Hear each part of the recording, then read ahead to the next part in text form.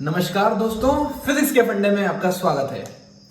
आज हम डिस्कस करने वाले हैं NEET 2016 test paper 1 code P. आपको शायद याद होगा 2016 में भी 2 पेपर हुए थे।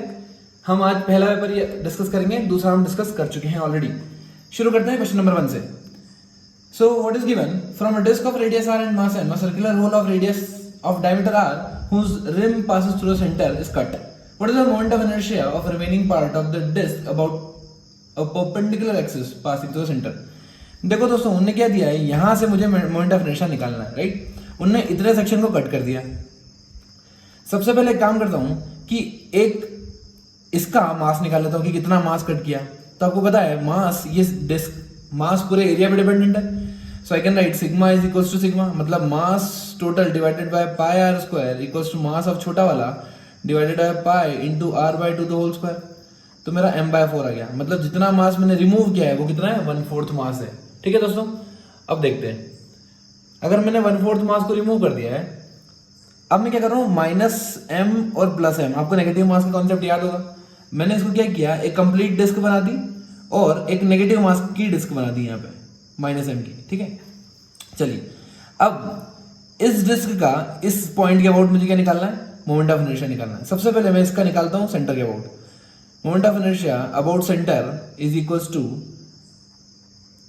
m बाय 4 इंटू रेडियस कितना है, r by 2 the whole square plus ma square. Parallel axis theorem लगाइए तो ma कितना है, दोनों के बीच में डिस्टेंस, सेंटर और इसका सेंटर के बीच में r by 2 the whole square, right. तो हो जाएगा half mr square plus mr square. ठीक है, ये मेरा मोमेंट ऑफ इनर्शिया किसके अबाउट दोस्तों, ये हुआ है सेंटर के अबाउट, मतलब सर्कल डिस्क का सेंटर या फिर इसकी एक पॉइंट जो डायमीटर के अलोंग है, इस पॉइंट के अबाउट। अब ये नेगेटिव मास है, राइट। तो जो मैं नेट मोमेंट ऑफ इनर्शिया लिखूंगा, आई नेट, कैसे लिखूं, moment of inertia of 1 minus moment of inertia of removed part. तो ये कंप्लीट हो जाएगा, complete disc mr square by 2 minus ये पूरा सब्ट्रैक्ट होगा mr स्क्वायर बाय 4 इंटू 4 16, ये हो जाएगा 32 माइनस mr स्क्वायर प्लस, क्योंकि माइनस मैंने कॉमन निकाल लिया, mr स्क्वायर बाय 16। ठीक है दोस्तों, जब आप सब्ट्रैक्ट करोगे तो आपका आंसर आ जाएगा 13 mr square bye 32, right. I hope आपको ये कॉन्सेप्ट पसंद आया हो, negative mass. Question number 2, a square loop ABCD carrying current I is placed near and coplanar with a long straight current carrying conductor XY carrying current I. The net force on the loop.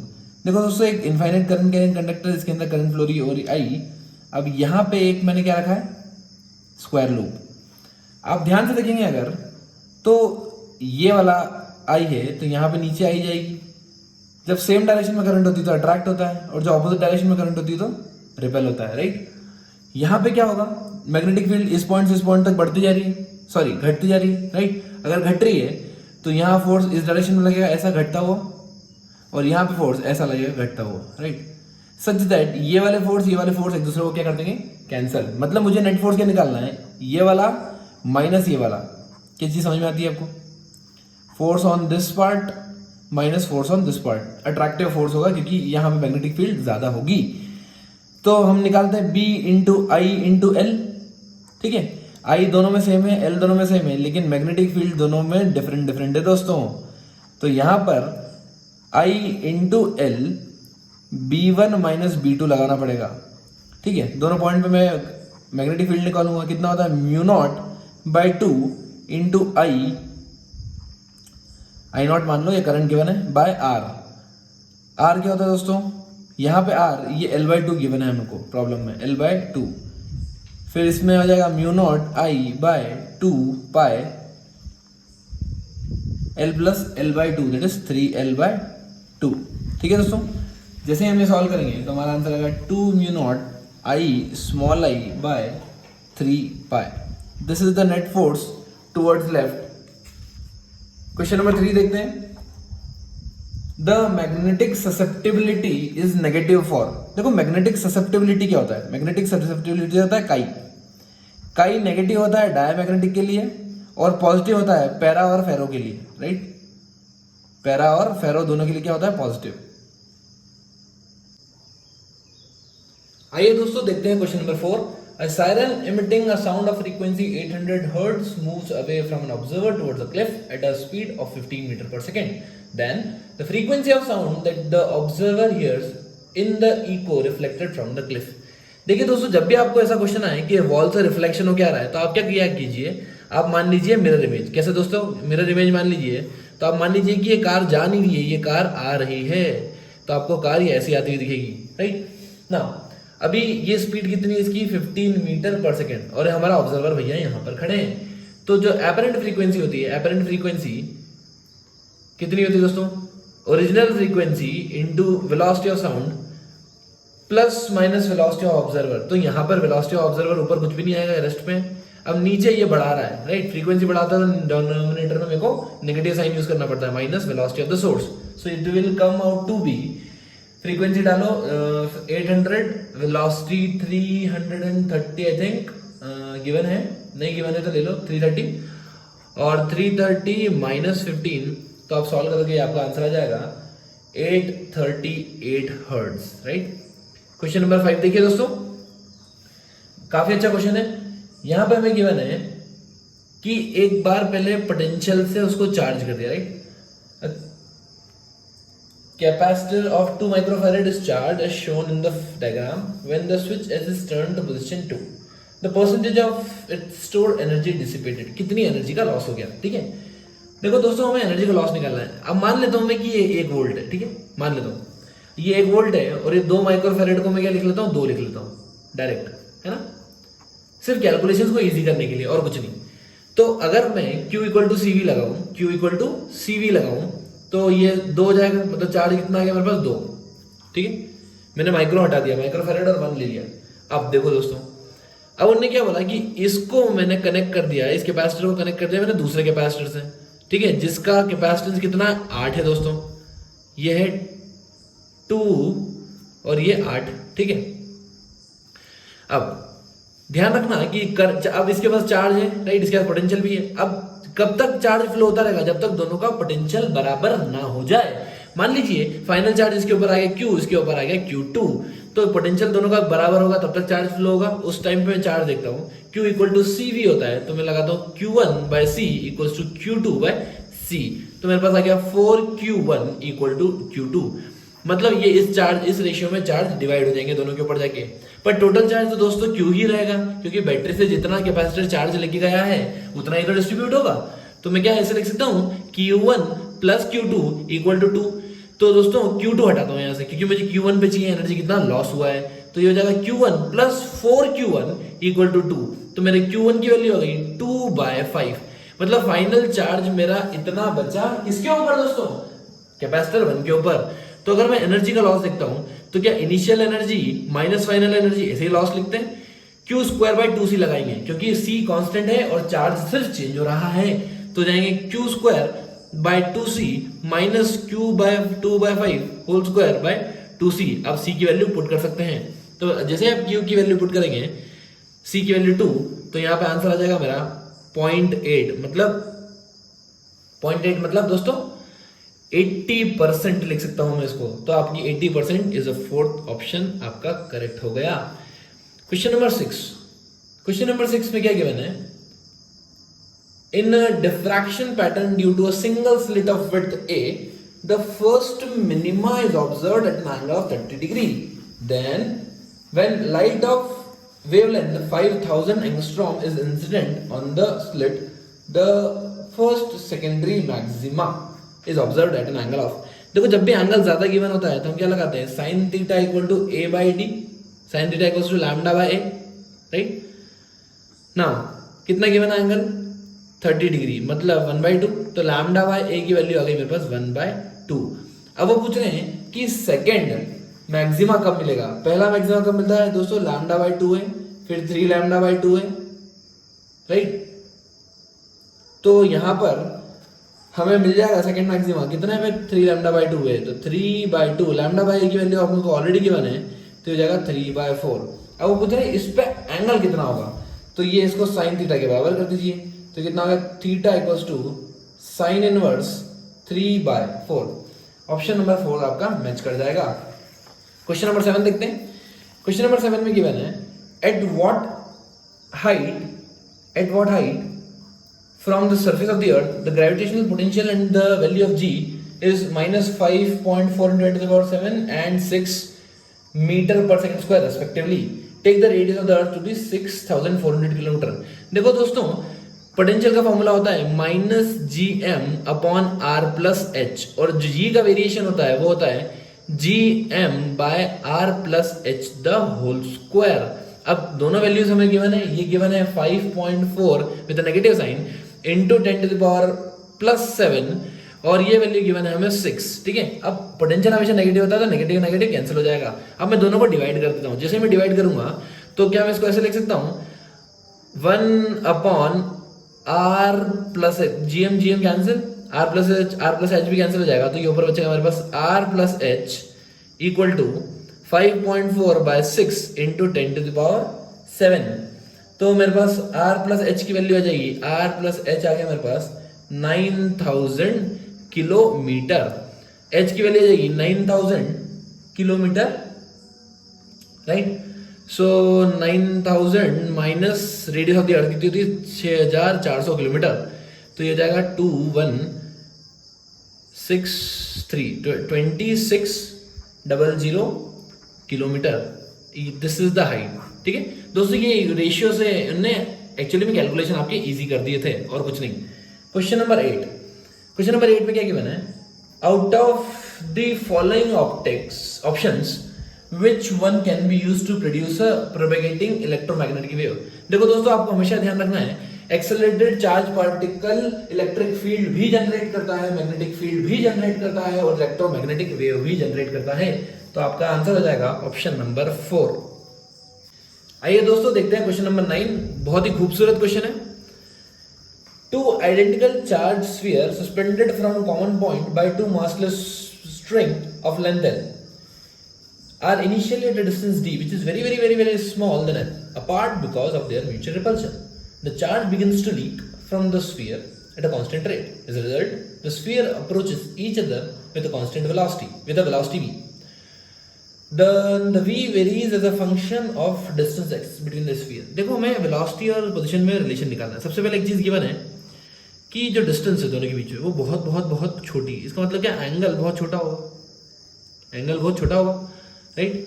अगर angle बहुत छोटा है तो sine theta is approximately equal to tan theta is approximately equal to theta that is equals to x/l। बोलो बच्चों, कोई दिक्कत इसमें, राइट।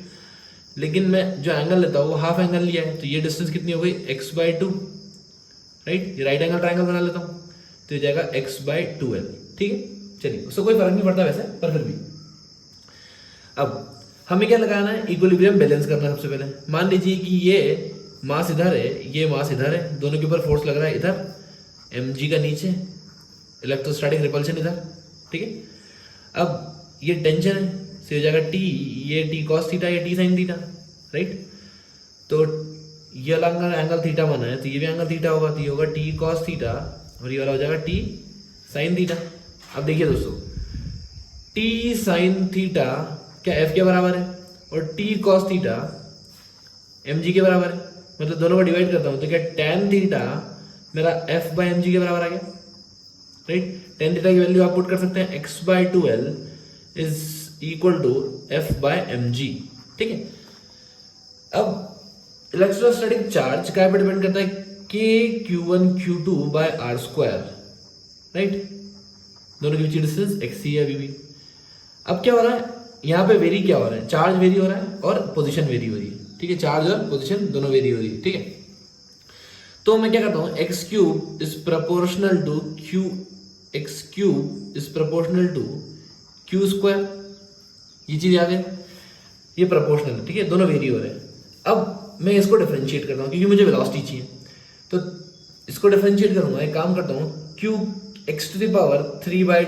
इक्वल्स टू q लिख देता हूँ। इसको डिफरेंशिएट करूंगा 3/2 into x³ 3/2 minus 1/2 into dx/dt is equals to dq/dt। अब वो क्या बोल रहे हैं कि rate of flow of charge, rate of leaking charge, dq by dt क्या है, कांस्टेंट है। अगर ये चीज कांस्टेंट है तो क्या मैं दोस्तों dx by dt को velocity is proportional to 1 by x square आ गया, 1 by x to the power 1 by 2। क्या मैं इसको ऐसे लिख सकता हूँ, x to the power minus 1 by 2। ठीक है, तो कुछ नहीं, मैथमेटिकल कैलकुलेशंस है, बाकी क्वेश्चंस काफी आसान बन जाएगा। तो ऑप्शन आ गया आपका ऑप्शन नंबर 3। क्वेश्चन नंबर 10 देखते हैं।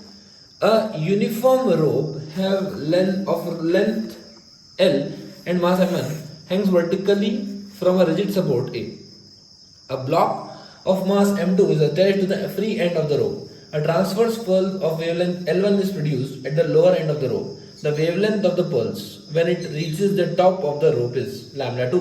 Then the ratio of lambda 1 by lambda 2. देखिए दोस्तों, आपको वेरिएशन पता होना चाहिए वेलोसिटी का टेंशन के साथ। v equals to under root T होता है, right. Velocity is directly proportional to root of T, tension.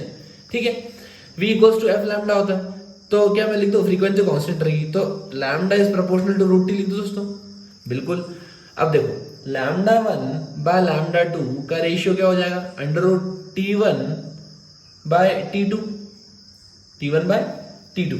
चलिए, यहां पे क्या गिवन है, स्मॉल मास m, और यहां पे क्या गिवन है, कैपिटल मास m2, और यह मास m1।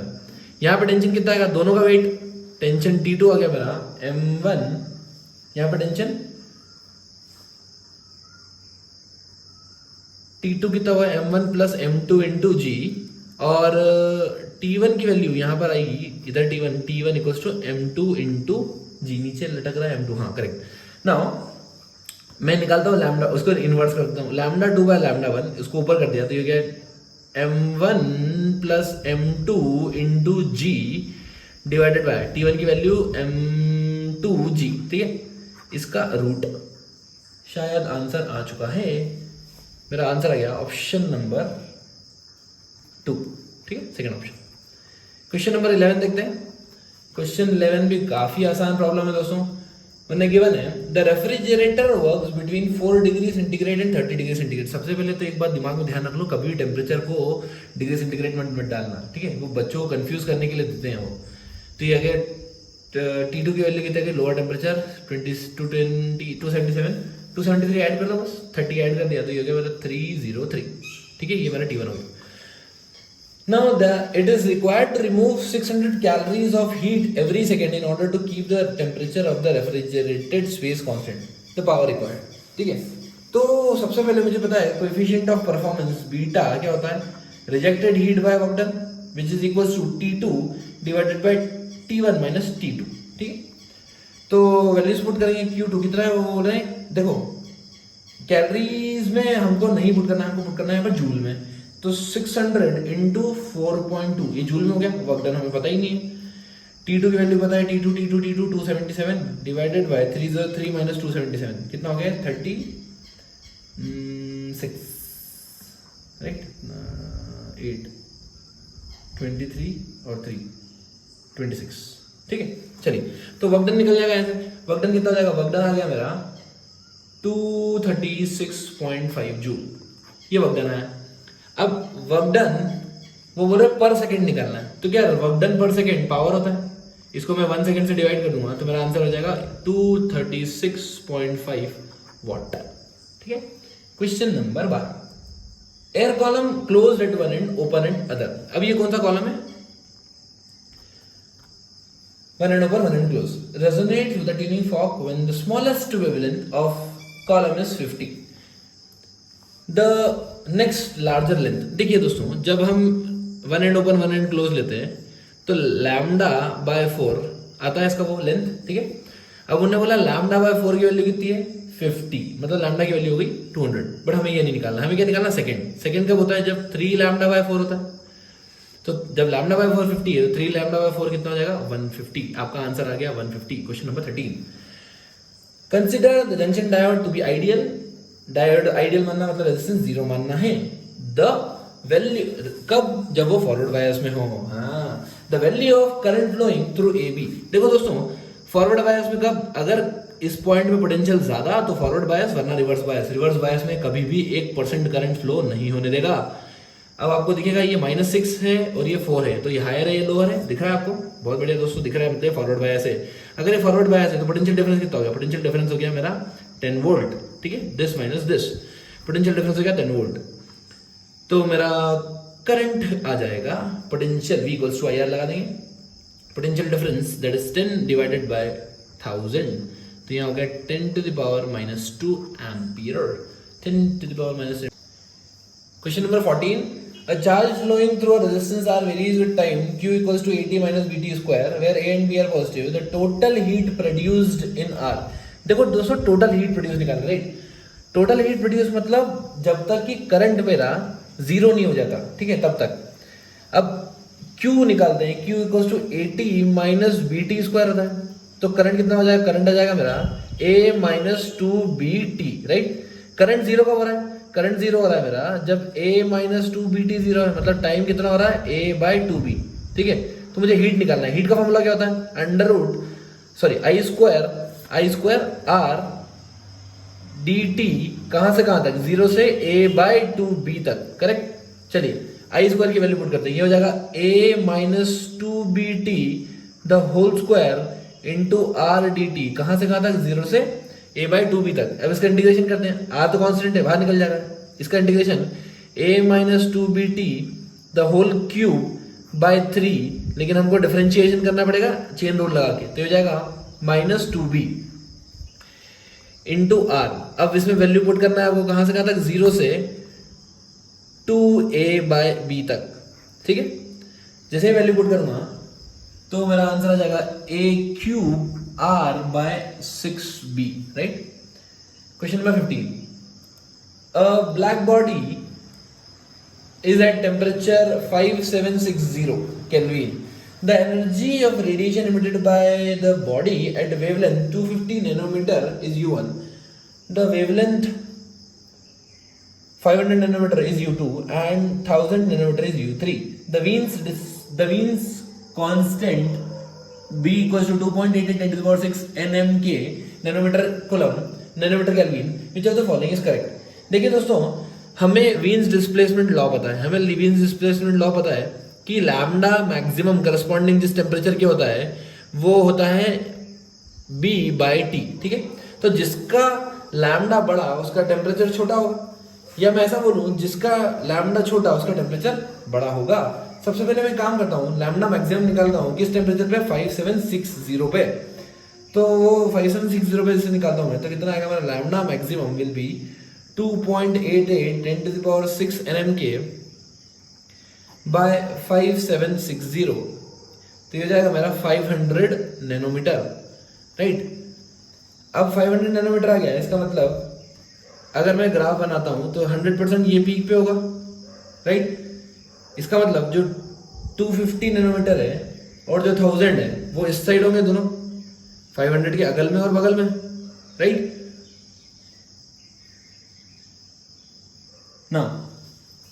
तो U1 भी कम है और U2 भी, ये देखिए U1 यहाँ पे आ रहा है, ये आ रहा है Umax, तो U1 और U2 दोनों कम आ रहे हैं।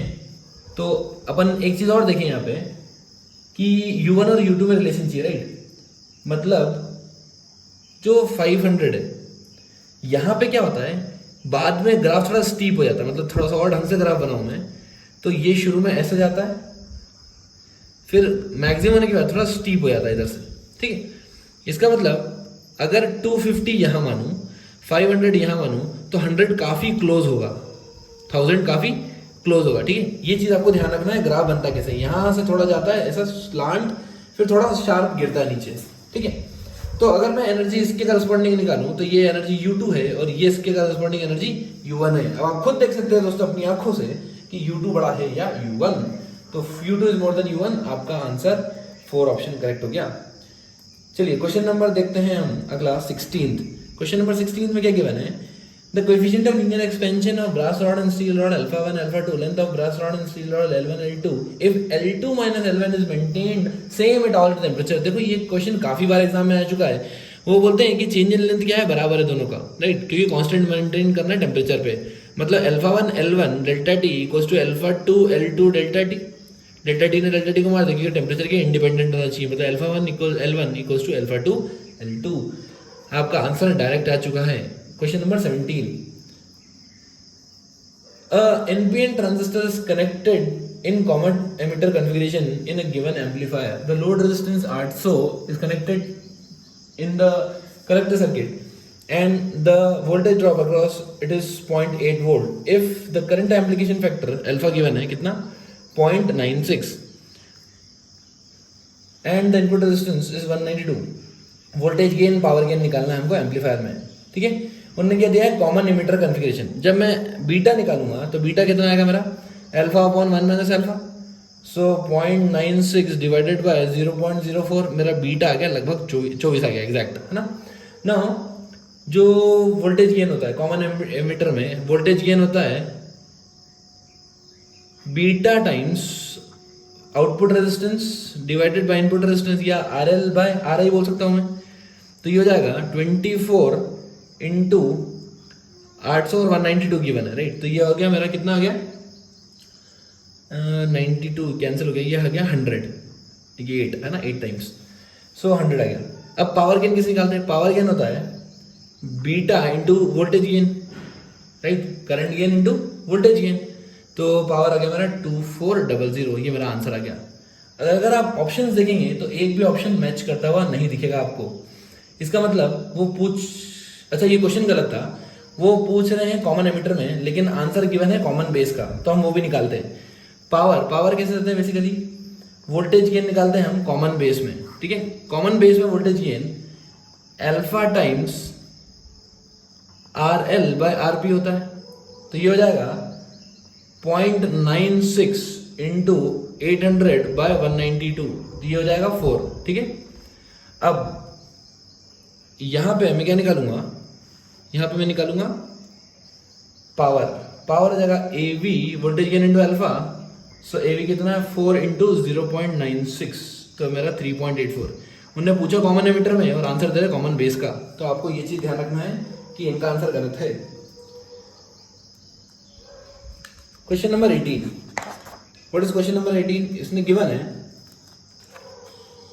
The intensity at the maximum in a YDSC experiment is I0, the distance between two slits is 5d, where lambda is the wavelength of light used in the experiment. What will be the intensity in front of one of the slits on the screen placed at a distance 10d? देखो दोस्तों यहाँ पे distance हमने given है, इसका मतलब हम direct tan theta assume नहीं कर सकते। क्यों नहीं कर सकते? क्योंकि डिस्टेंस कंपेरेबल है। हम वो तब अज्यूम करते हैं जब डिस्टेंस का डिफरेंस बहुत बहुत बहुत बहुत ज्यादा होता है। तो यहां से एक रह गई, यहां से एक रह गई, यहाँ पे डिस्टेंस ने दे रखा है 10d, ये है 10d, ये यहाँ से यहाँ तक की डिस्टेंस 10d है, और यहाँ से यहाँ तक की distance I guess 5 lambda given नहीं, d, हाँ d गिवन है, राइट। अच्छा, तो मैं काम करता हूँ, सबसे पहले पार्ट डिफरेंस निकाल रहा हूँ। पार्ट डिफरेंस होता है S2p minus S1p, S2p minus S1p delta x क्या आता है मेरा, तो ये हो जाएगा पाइथागोरस थ्योरम लगाऊंगा तो कितना हो जाएगा d, कैपिटल D मान लेता हूँ उसको, capital D plus d square minus d, ठीक है। तो इसको मैं ऐसा लिख सकता हूँ, d स्क्वायर बाहर निकाल लेता हूँ तो ये जाएगा 1 plus d square by d square minus d। अब बाइनोमियल थ्योरम लगाता हूँ, बाइनोमियल थ्योरम लगाऊंगा तो ये जाएगा d into 1 plus 2 times d by d, right, d square by d square. ये बाइनोमियल थ्योरम लगाना आती है ना दोस्तों, ये power 1 plus d square by d square की पावर 1/2, तो 1/2 बाहर आ जाती है, 1/2 बाहर आ जाएगा, 1/2 बाहर आ जाएगा, माइनस d, कैपिटल D चल रहा है, सॉरी ये minus d, right, minus d। Now ये कितना हो जाएगा d minus d square bye 2d minus d ने d को मार दिया, मेरा डेल्टा x कितना आ गया दोस्तों, डेल्टा x आ जाएगा मेरा प्लस डेल्टा x कितना आ गया d square bye 2d, right. ये मेरा क्या है path difference, d square bye 2d। अब d की वैल्यू कितनी है, d की वैल्यू कितनी है 10d, मतलब d square by 2 into 10d, तो dd कैंसिल, कितना हो गया मेरा delta x d by 20, d की वैल्यू भी गिवन है 5 लैम्डा, तो ये जाएगा 5 लैम्डा बाय 20, मतलब लैम्डा बाय 4। लैम्डा बाय 4 क्या है पाथ डिफरेंस, ठीक है। अब हमें एक रिलेशन पता है, relation between path difference and phase difference, delta x by lambda is equals to del phi by 2 pi delta x by lambda. तो डेल्टा x जैसे लैम्डा बाय 4 पुट करूंगा तो ये जाएगा 1/4 equals to delta x by 2 sorry delta phi by 2 pi, तो ये कितना हो गया पाई बाय 2, पाई बाय 2 मतलब 90 डिग्री, पाई बाय 2 हाँ पाई बाय 2 मतलब 90 डिग्री, करेक्ट। डेल्टा फाई कितना हो गया ना पाई बाय 2। अब इंटेंसिटी जो होती है बेसिकली, वो इंटेंसिटी कैसे निकालते हैं, intensity is equals to I not into cos square phi by 2। ये फॉर्मूला पता है आप लोगों को, इंटेंसिटी निकालना है किसी पॉइंट पे, एंगल बताओ तो ये एंगल क्या है, ये है फेज डिफरेंस। तो ये हो जाएगा I not into cos square phi, phi कितना है पाई बाई 2, तो मतलब पाई बाय 4 हो गया, कॉस पाई 1/√2 का स्क्वायर, तो हो जाएगा आई नॉट बाय 2। कैलकुलेशन वाला क्वेश्चन था प्लस लॉजिक बहुत बढ़िया था इसमें। क्वेश्चन नंबर 19 देखते हैं। क्वेश्चन नंबर 19 में क्या गिवन है, a uniform circular disc of radius 50 centimeter is at rest is free to turn about an axis which is perpendicular to its plane and passes through the center. It is subjected to a torque which produces a constant angular acceleration of 2 radian per second. Its net acceleration in meter per second at the end of 2 seconds. देखो उन्होंने क्या given है question number 19 में, given है omega naught, मतलब body पहले rest पे, फिर अपन ने क्या लगा दिया कांस्टेंट टॉर्क, उसके कारण एक कांस्टेंट एंगुलर एक्सेलरेशन आ गया रेडियन पर सेकंड स्क्वायर। 2 सेकंड बाद उसकी वेलोसिटी निकाल लेते हैं, तो v equals to u plus a t लगाते हैं, v equal to u plus a t, u 0 है टाइम 2, तो ये मेरा ओमेगा आ गया, मतलब फाइनल एंगुलर वेलोसिटी कितनी आ गई 4 रेडियन पर सेकेंड। ओमेगा कितना आ गया मेरा 4। अब रेडियस गिवन है, रेडियस है 1/2 50 सेंटीमीटर, और क्या चीज़ गिवन है, और मुझे अब नेट एक्सेलरेशन निकालना है। तो नेट एक्सेलरेशन ये नॉन यूनिफॉर्म सर्कुलर मोशन होगा, तो क्या √AC square plus AT square होगा, ये जगह √AT क्या होता है R alpha, alpha into R the whole square plus omega square R the whole square. Alpha कितना है, अल्फा अल्फा अल्फा 2, रेडियस है 1/2 the whole square plus omega कितना है 4 स्क्वायर इंटू रेडियस कितना है 1/2 द होल स्क्वायर। अब मैं इसका अंडर रूट निकालूंगा, ये कितना हो जाएगा 1 स्क्वायर प्लस 8 16/2 8 स्क्वायर का अंडर रूट, राइट। तो ऑप्शन अगर आप देखते हैं तो ये बोल रहा है अप्रॉक्सीमेट 8 लिख दीजिए इसको, मेरा आंसर आ गया 8 मीटर पर second square, right. Question number 20, question number, an electron of mass m and photon have same energy, the ratio of d Broglie wavelength is। Question number 20 में क्या गिवन है, देखो 2 रिलेशन लगाने पड़ते हैं, एक तो हमको पता ही है डी ब्रॉय का रिलेशन क्या होता है, lambda equals to h/p। Momentum को मैं काइनेटिक एनर्जी के टर्म्स में कैसे लिखता हूँ, √2m into kinetic energy, right. दूसरा रिलेशन कैसे निकालते हैं हम, एनर्जी वाले रिलेशन से, E equals to momentum into c, ठीक है। बस इन दोनों रिलेशन को लगाते हैं, हमारा आंसर आ जाएगा। तो यहाँ से lambda E divided by lambda photon, ये लैम्डा इलेक्ट्रॉन के करस्पॉन्डिंग है, और ये P इक्वल्स टू, एक काम करता हूँ मैं E equals to HC by lambda लगा देता हूँ, तो लैम्डा फोटोन का आ जाएगा, उसकी एनर्जी E। अब दोनों का रेशियो लेता हूँ लैम्डा लैम्डा का, तो क्या आएगा मेरे पास h/√2m energy into energy divided by HC, ठीक है। HC बाय लैम्डा लगाया मैंने। अब इन दोनों को कैलकुलेट करेंगे तो कितना आएगा E/2m to the power 1/2 into 1/c, ठीक है। ये वाला क्वेश्चन काफ़ी फेवरेट क्वेश्चन है एग्जामिनेशन का, नीट का, हो सकता है इस बार भी आ जाए। अब हम देखेंगे question number 21, a disc and a sphere of same radius but different mass rolls on two inclined plane of same altitude and length, length भी सेम है एल्टीट्यूड भी सेम, मतलब वो एंगल सेम गिवन है। Which of the one object gets to the bottom of the plane first.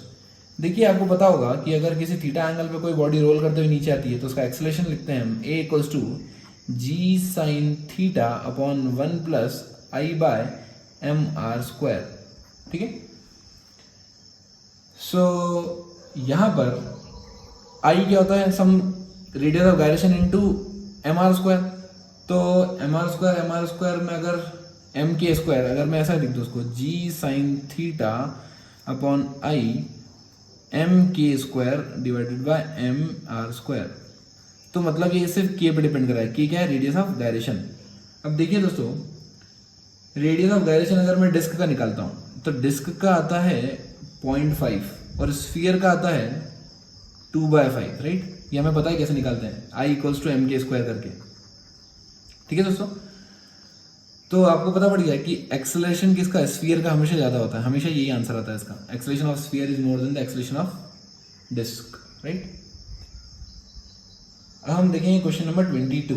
What is question number 22? Question number 22 में given है the angle of incidence of a ray of light at refracting surface of a prism is 45 degree. The angle of prism is 60 degree. If the ray suffers minimum deviation through the prism, the angle of minimum deviation and refractive index of the material of the prism is. देखिए दोस्तों, ये question भी बड़ा आसान है। उन्होंने angle given है और इंसिडेंस एंगल भी गिवन है। ये एंगल ऑफ प्रिज्म कितना गिवन है? 60 डिग्री। और इंसिडेंट एंगल कितना है? इंसिडेंट एंगल मुझे गिवन है 45 डिग्री। ठीक है, जब भी मिनिमम डेविएशन होता है तो ये जो रे होती है ये पैरेलल निकल जाती है इसके ऐसे, ठीक है। और इसकी क्या कंडीशन होती है कि जो डेल्टा होता है वो होता है 2i माइनस ए, ठीक है। और म्यू का फॉर्मूला होता है sine of A plus delta minimum by 2 divided by sine of A by 2, ठीक है। जैसे आप इसकी वैल्यूज पुट करेंगे तो यहाँ पे आ जाएगा डेल्टा की वैल्यू हो जाएगी 2i, मतलब 2 इंटू 45 90 माइनस 60, 90 माइनस 60 आ गया हमारा 30 डिग्री। अब म्यू निकालते हैं, म्यू कितना आएगा? Sine inverse sine theta of 60 plus 30 by 2 मतलब 45 divided by sine A by 2 sine 30, तो 45 मतलब 1/√2 साइन 30 1/2, तो मेरा आंसर आ गया √2। रिफ्रैक्टिव इंडेक्स कितना आ गया दोस्तों? √2। क्वेश्चन नंबर 23 देखते हैं। When a alpha particle of mass m is moving with velocity v bombards on a heavy nucleus of charge Zd, its distance of closest approach from the nucleus। देखो closest approach निकालना, right. तो क्या होता है जब closest approach करती है तो जो टोटल काइनेटिक एनर्जी है वो काय में कन्वर्ट हो जाती है? पोटेंशियल एनर्जी में, k/q/r। यही डिस्टेंस होगी, वो डिस्टेंस ऑफ क्लोजेस्ट अप्रोच होगी। तो जो डिस्टेंस आती है वो होती है मास के inversely proportional. d is inversely proportional to mass. जितना ज्यादा। अब हम देखते हैं question number 24। A particle of mass 10 kg moves along a circle of radius 6.4 cm with a constant tangential acceleration. What is the magnitude of acceleration if the kinetic energy of the particle becomes equal to 8 × 10⁻⁴ joule by the end of the second revolution after the beginning of the motion. मुझे उन्होंने given है kinetic energy, मतलब velocity निकाल सकता हूं मैं। Half mv² equals to 8 × 10⁻⁴, right. तो यहाँ पे वेलोसिटी कितनी आ गई मेरी? 0.4। Now that telling after 2 revolution, मतलब रिवॉल्यूशन, एक रिवॉल्यूशन में अगर 2 पाई एंगल कवर करता है तो 2 रिवॉल्यूशन में 4 पाई एंगल कवर करेगा। तो डिस्टेंस निकालूंगा 2πr × 2, इतना मेरा डिस्प्लेसमेंट वो चल चुका होगा, ठीक है। So this comes out to be radius, right. Radius कितना गिवन है हमें? 6.4/100, है ना। चलो अब मैं निकालता हूँ v² = u² + 2as। ये मेरा टेंजेंशियल एक्सेलरेशन आ जाएगा v² / 2s। v की वैल्यू पुट करेंगे 0.4 the whole square divided by 2 ×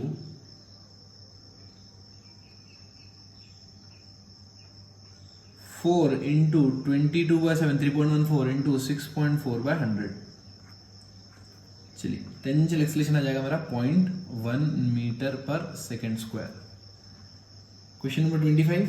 the molecule of a given mass of gas have RMS velocity of 200 meter per second at 27 degrees centigrade and 1.0 × 10⁵ Newton per meter square pressure. When the temperature and pressure of the gas are respectively 127 degrees centigrade and 0.05 × 10⁵ Newton per meter square, the RMS velocity of the molecules। देखिए दोस्तों, एक चीज हमें पता है कि RMS velocity सिर्फ और सिर्फ टेम्परेचर पर डिपेंड करती है, √3RT/m RMS वेलोसिटी। तो मैं डायरेक्ट रेशियो ले लेता हूँ, कितना हो जाएगा? v/200 is equals to √, temperature हमेशा अपन केल्विन में पुट करते हैं, तो ये हो गया मेरा v equals to 400/√3। Question number 26. A long straight wire of radius A carries a current I. The current is uniformly distributed over its cross section. The ratio of magnetic field B and B dash at radial distance a/2 and 2a respectively। देखिए दोस्तों, अंदर अगर field मुझे अंदर निकालना हो या बाहर निकालना हो, दोनों के लिए फॉर्मूले अलग अलग लगते हैं। इनसाइड के लिए फॉर्मूला क्या होता है इनसाइड के लिए फॉर्मूला आपको याद होगा, b equals to mu naught by 2 pi I by R square into R, ठीक है, ये रेडियली प्रोपोर्शनल होता है। और आउटसाइड के लिए क्या लगेगा, नॉर्मल वायर जैसा mu naught by 2 pi I by R, ठीक है दोस्तों। अब हमें क्या करना है, इसका रेशियो लेना है a/2, जब अंदर है तो r की वैल्यू a/2 है और जब बाहर है तो r की वैल्यू 2a है, ठीक। चलिए हम पुट करते हैं इसको, तो ये b'/b निकालूंगा मैं, तो हमारा सब कुछ कैंसिल हो जाएगा, ये आएगा 1:1, ठीक है। क्वेश्चन नंबर 27, क्वेश्चन नंबर 27 में क्या गिवन है, a particle moves so that the position vector is given by r vector equals to cos omega t x cap, इसको आई कैप ले लो, plus sine omega t y cap, right. Now एक चीज आपको पता है, ये पोजीशन अगर मैंने आपको सर्कुलर मोशन ध्यान हो तो मैंने सर्कुलर मोशन किसी पार्टिकल का थीटा एंगल पे ऐसे ही लिया था, और थीटा एंगल पे अगर ये सर्कुलर मोशन करता है तो बेसिकली इसकी वेलोसिटी कैसे आ जाएगी, कॉस थीटा का क्या होता है, डिफरेंशिएशन साइन थीटा का कॉस थीटा होता है, कॉस ओमेगा टी जे कैप साइन थीटा का minus sign omega T I cap. Now acceleration निकालूंगा मैं, एक्सेलरेशन कितना होगा, ये होगा sine theta cos theta minus cos omega T I cap minus sign omega T J cap. अब आप देख रहे हैं कि एक्सेलरेशन वेक्टर और रेडियस वेक्टर दोनों सेम सेम आ रहे हैं, लेकिन साइन का डिफरेंस है। इसका मतलब अगर मेरा पोजीशन वेक्टर बाहर की तरफ है तो एक्सेलरेशन सेंटर की तरफ है, और आपको पता है यूनिफॉर्म सर्कुलर मोशन का केस है। अब वेलोसिटी परपेंडिकुलर होती है तो कैसे निकालेंगे, इन दोनों का डॉट प्रोडक्ट कर दो, किसी भी दो का, राइट, इसका ले लो या वेलोसिटी या एक्सेलरेशन का ले लो, डॉट प्रोडक्ट क्या आएगा, 0। अगर डॉट प्रोडक्ट 0 आ गया इसका मतलब एंगल 90 डिग्री है। देखते dot product, I dot I sine theta into cos theta, और ये sine theta into cos theta, यहाँ प्लस है और यहाँ माइनस है, तो दोनों 0 आ गया, ठीक। Question number 30, question number 28, what is the minimum velocity with which a body of mass m must enter a vertical loop of radius r so that it can complete the loop। देखो आपको पता है, for looping the loop, complete circle करने के लिए bottom most point पे √5gr इतनी velocity होना चाहिए, राइट, टॉप मोस्ट पॉइंट पे √gr होना चाहिए। अब उनने पॉइंट किस पॉइंट पे एंटर हो रहा है ये गिवन नहीं है, राइट, तो हमें मैक्सिमम वेलोसिटी इतनी तो चाहिए ही चाहिए बॉटम मोस्ट पॉइंट पे अगर एंटर हो रहा है तो, और ऊपर कहीं एंटर हो रहा है तो कम भी चल जाएगी, लेकिन उन्होंने बोला है कि एंटर होने के लिए स्पीड बताओ, तो √5gr हमारा आंसर है। अगर वो ऊपर हो रहा है और √5gr से हो रहा है तब भी कंप्लीट कर लेगा, लेकिन मान लो नीचे हो रहा है और कम वेलोसिटी से एंटर हो रहा है तब लूप नहीं कर पाएगा। इसलिए ये क्वेश्चन लॉजिकल है थोड़ा सा, अब इसको ध्यान से देखिए। Question number 29, when a metallic surface is illuminated with radiation of wavelength lambda, the stopping potential is V. If the same surface is illuminated with radiation 2 lambda, the stopping potential is V/4. The threshold wavelength.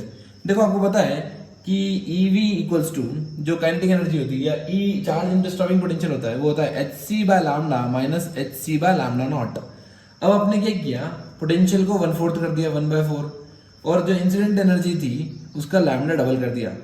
अब आपसे मुझसे पूछ रहे हो कि lambda naught क्या है, तो बेसिकली हम इसको क्या है, अब रेशियो ले लो तो ई कैंसिल हो जाएगा, ये हो जाएगा 4 is equals to 1/λ minus 1/λ naught divided by 1/2 lambda minus 1/λ naught. अब आप इसको सॉल्व करेंगे तो आपकी लैम्डा नॉट की वैल्यू निकल के आएगी 3 लैम्डा।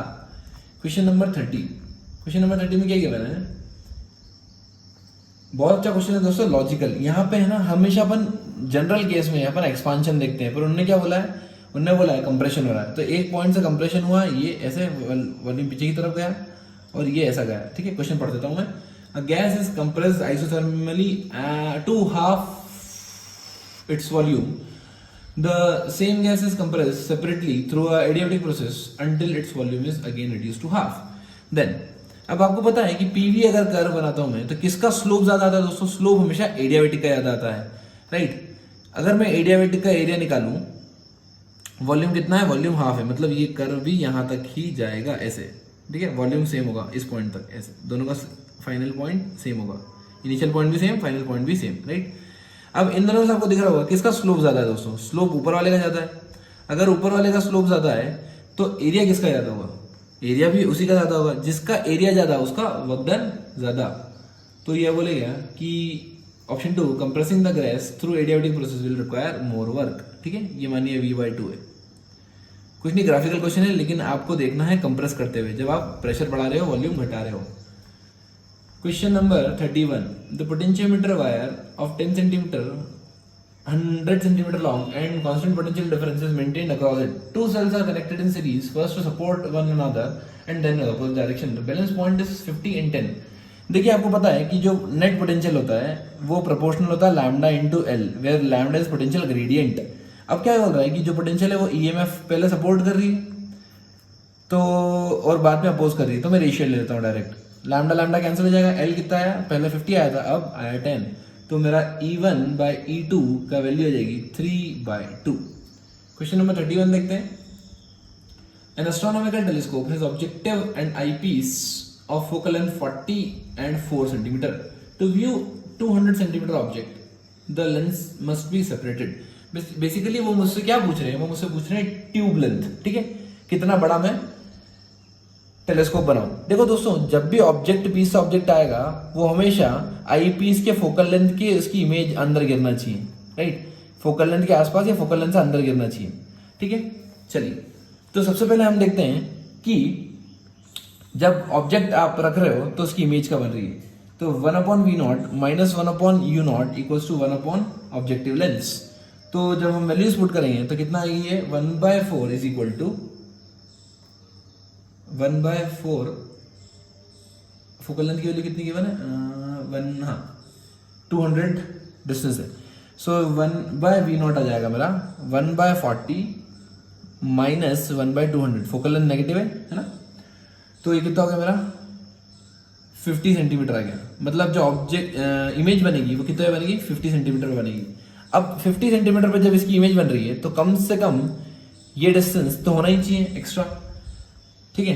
तो जो लेंथ आएगा, लेंथ ऑफ द ट्यूब आ जाएगी 50 plus focal length of the eyepiece, 54 centimetre इतनी ट्यूब लेंथ होना चाहिए। ये हमारा क्वेश्चन नंबर 32 हुआ। अब देखिए क्वेश्चन नंबर 33।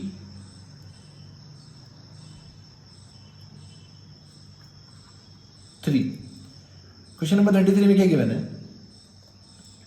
क्वेश्चन नंबर 33 में हमें गिवन है कि two non-mixing liquids of density rho and n rho n1 से बड़ा है, मतलब भारी liquid, are put in a container. The height of each liquid is h. A solid cylinder of length L and density D is put in this container. The cylinder floats with its axial, vertical and length p times L. p 1 से छोटा है, ठीक है। चलिए, क्या क्या given है देखो दोस्तों, लाइन से लिखते चलते हैं। क्वेश्चन आसान है, बिल्कुल भी टफ नहीं है क्वेश्चन ना। सबसे पहले हमको गिवन है दो लिक्विड है, उसमें डिप कर रखा है हमने रॉड को, नीचे वाले में p टाइम्स लेंथ कवर है तो ऊपर वाले में 1 माइनस p टाइम्स लेंथ होगी। ये चीज समझ में आती है आपको। मैं मान लेता हूं यहां तक ये भरा हुआ है, इधर तक ये अलग लिक्विड है और ऊपर वाला अलग लिक्विड है। अब बायनेंसी फोर्स वेट बैलेंस कर रही होगी, इसकी डेंसिटी ऊपर वाले की रो है, नीचे वाले की एन रो, भारी है इसलिए एन रो है ना। चलो, वेट कौन बैलेंस कर रहा होगा, दोनों की बायनेंसी। तो मैं वेट निकालता हूं, वेट क्या होता है, वॉल्यूम रो वी जी, तो ये जाएगा एल इंटू ए, वॉल्यूम हो गया, इंटू डी इंटू जी, ठीक है, डी डेंसिटी गिवन है इसकी।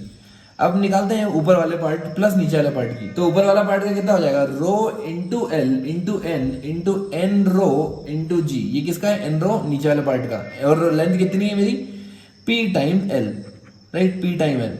अब लेंथ निकालते हैं ऊपर वाले की 1 minus P times L into area into rho into g. अब आप इसको सॉल्व करेंगे तब आपका आंसर क्या आएगा दोस्तों, सॉल्व करने के बाद आपका आंसर आएगा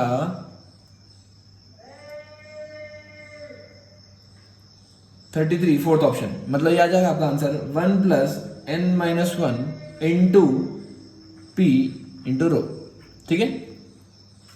क्वेश्चन नंबर 34। क्वेश्चन नंबर 34 में क्या गिवन है हमें, एक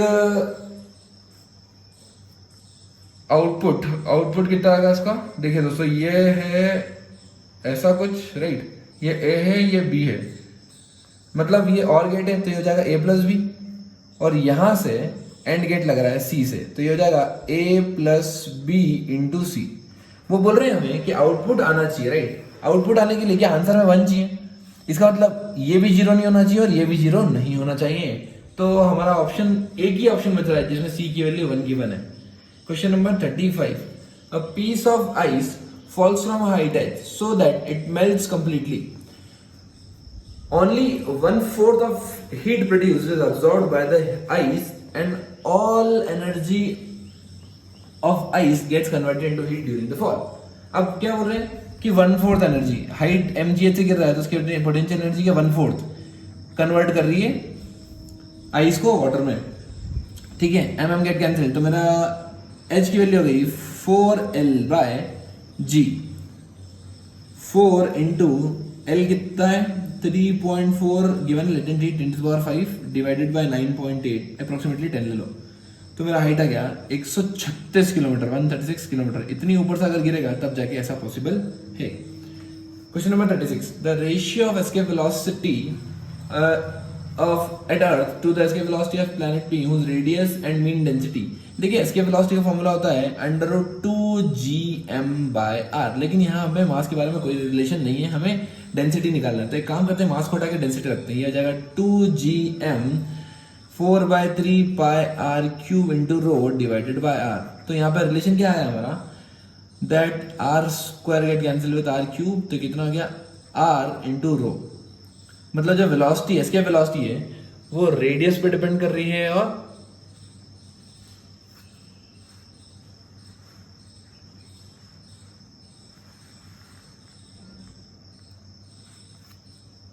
डेंसिटी रो।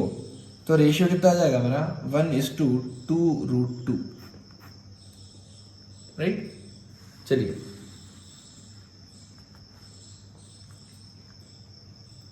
अब हम देखते हैं क्वेश्चन नंबर 37।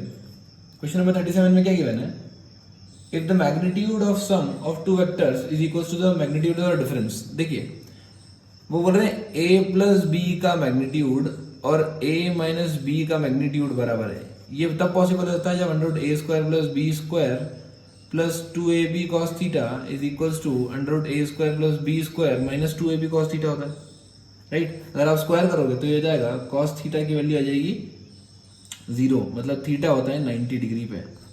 ये एक ही केस में पॉसिबल है जब थीटा 90 डिग्री हो। क्वेश्चन नंबर 38, क्वेश्चन नंबर 38 में क्या गिवन है, Rydberg's constant is this much and they're asking last line of Balmer series। देखो लाइमन बामर मतलब n = 2 में जाना है मुझे, कहां से n = से, लास्ट लाइन, ठीक है। तो 1/λ is equals to Rydberg's constant into z² into 1/2² minus 1/∞²। तो आप वैल्यू पुट करोगे तो मेरा लैम्डा 1/λ कितना आ जाएगा, मेरा 1/λ is equals to 0.25 into 10⁷। Question number 39 देखते हैं। क्वेश्चन नंबर 39 में क्या गिवन है हमें, a body of mass 1 kg begins to move with a force. So force की वैल्यू गिवन है यहाँ पे 2ti plus 3t² j, right. मास कितना गिवन है 1 kg, मतलब एक्सेलरेशन कितना हो गया इसका 2ti plus 3t² j, right. आप वेलोसिटी निकाल सकते हैं यहाँ से, हाँ बिल्कुल निकाल सकते हैं। इसको इंटीग्रेट कर दो तो ये जाएगा t² प्लस t³ j।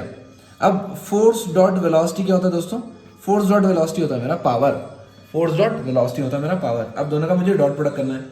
जैसे मैं डॉट प्रोडक्ट करूंगा इसका तो क्या आएगा आंसर मेरा, आई दोनों मल्टीप्लाई हो जाएंगे तो जाएगा 2t³ और ये जे हो जाएगा तो जाएगा 3t⁵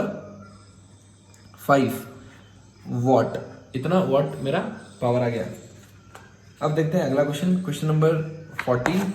क्या गिवन है क्वेश्चन नंबर 40 में, वो बोल रहे हैं inductor millihenry 20 millihenry, capacitor 50 microfarad and resistor 40 ohm are connected in series across a source of EMF V equals to 10 sin 340t। देखो पावर लॉस निकालना है। सबसे पहले तो हमें क्या निकालना पड़ेगा, ओमेगा। ओमेगा कितना है, ओमेगा टी 340 गिवन है, राइट। ओमेगा 340 है। V0 की वैल्यू हमें 10 गिवन ही है, सब कुछ गिवन है हमें। तो पावर का फॉर्मूला होता है I² RMS इंटू R, या मैं इससे लिख सकता हूं V² बाय R, ठीक है।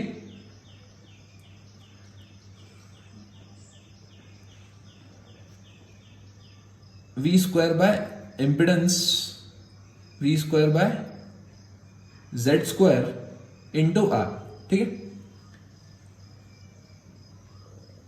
अब मुझे क्या निकालना होगा दोस्तों, मुझे निकालना होगा वी आर एम एस। एक काम ये भी कर सकता हूँ मैं, डायरेक्ट फॉर्मूला लगा सकता हूँ, I R M S into V R M S into cos phi, और कॉस फाई की वैल्यू होती है R by Z.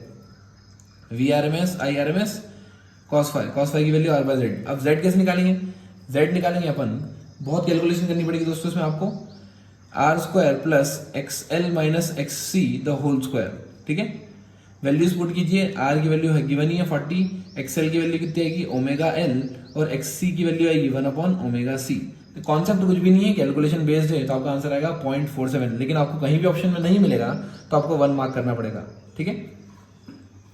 Question number 41, if the velocity of the particle is 80 plus bt square where a and b are constant in the distance travelled by it between 1 to 2 second. देखो velocity से मैं displacement निकाल सकता हूँ कैसे, dx by dt, मतलब dx equals to 80 dt plus bt square dt। मुझे integrate करना है दो साइड्स, कहाँ से कहाँ तक, 0 से लेके 1 से लेके 2 सेकेंड्स तक, ठीक है। तो ये हो जाएगा a t square by 2 from 1 to 2 plus b t cube by 3 from 1 to 2। तो ये हो जाएगा मेरा 2 4 minus 1 3 3a by 2 plus 2 8 minus 1 7b by 3, ठीक है। क्वेश्चन नंबर 42, क्वेश्चन नंबर 42 में क्या गिवन है, a long solenoid having turns 1000 when the current 4 ampere flows through it, the magnetic flux linked with each turn of solenoid is 4 into 10 to the power minus 3 weber. The self inductance देखो phi दिया है उन्होंने, कितना given है, phi 4 into 10 to the power minus 3। You know that phi equals to L I, मुझे L निकालना है, current कितनी है 4, ठीक है, और टोटल फ्लक्स 1000 टर्न्स है, तो मैं 1000 का मल्टीप्लाई कर दूंगा, तो हो जाएगा टोटल फ्लक्स कितना हो गया, total flux 1000 into 4 into 10 to the power minus 3, मतलब फ्लक्स कितना आ गया, नेट फ्लक्स मेरा 5, तो 4 बाय करंट 4, तो कितना हो गया एल रह गया मेरा 1 Henry. Question number 43, question number 43 देखेंगे दोस्तों। क्वेश्चन नंबर 43 में क्या गिवन है, a small signal voltage Vt equals to V0 sin omega t is applied across ideal capacitor. देखो जब भी कैपेसिटर आइडियल हो तो कैपेसिटर में अगर वोल्टेज करंट में इधर मानूं तो वोल्टेज इधर होता है, मतलब दोनों के बीच में एंगल हमेशा 90 डिग्री होता है, और कैपेसिटर एक नॉन डिसिपेटिंग एलिमेंट है, तो उसके अंदर कोई भी पावर का लॉस नहीं होगा। तो मैं यूँ बोलता हूँ कि ये जीरो कंज्यूम करता है energy consumed by it is zero. और अपन फॉर्मूले से भी निकाल सकते हैं, कैसे, v इंटू आई इंटू कॉस फाई, अभी कॉस 90 कितना हो गया 0, तो ये पावर लॉस नहीं करता। क्वेश्चन नंबर 44, क्वेश्चन नंबर 44 में क्या गिवन है, हमें मैच करना है, कहाँ से, देखो m की वैल्यूज गिवन है, m की वैल्यू गिवन है -2 -1/2 +2 +1/2। देखो m क्या होता है, मैग्निफिकेशन। मैग्निफिकेशन अगर पॉजिटिव है तो इमेज बनेगी वर्चुअल, और मैग्निफिकेशन अगर नेगेटिव है तो इमेज बनेगी रियल। बस ये चीज आप ध्यान रख लो। दूसरी चीज, अगर मैग्निफिकेशन का मैग्नीट्यूड 1 से बड़ा है, मतलब एनलार्ज इमेज बन रही है, बड़ी इमेज बन रही है, और मैग्नीट्यूड से मैग्नीट्यूड मतलब नंबर देखना है आपको, तो मतलब छोटी इमेज बन रही है, डिमिनिश्ड है ना, डिमिनिश्ड मतलब छोटी। तो आप ये मैच करेंगे तो आपका ऑप्शन नंबर 1 मैच हो जाएगा। लास्ट क्वेश्चन देखते हैं, question number 45। A car is negotiating a curve of radius r, the road is banked at an angle theta, the coefficient of friction between the tires and the car and the road is μs, the maximum safe velocity। देखो दोस्तों ये direct formula है, √gr होता है अगर normal road होती है तो, लेकिन अगर बैंकिंग गिवन होता है तो ये होता है μs + tan theta upon 1 - μ tan theta. और आप इसको चेक भी कर सकते हो, कैसे चेक कर सकते हो दोस्तों, आप एक काम करो, आप यूनिट्स देख लो इसकी, डायमेंशन। तो डायमेंशन अगर आप मैच करोगे तो √g × r ऐसे डायमेंशन आना चाहिए, बाकी ये सब तो कांस्टेंट है। तो √gr किसके डायमेंशन आ रहे हैं, सिर्फ एक ही ऑप्शन दिखेगा आपको, option number 2। So be smart, play smart, score more. That's all for this session, bye.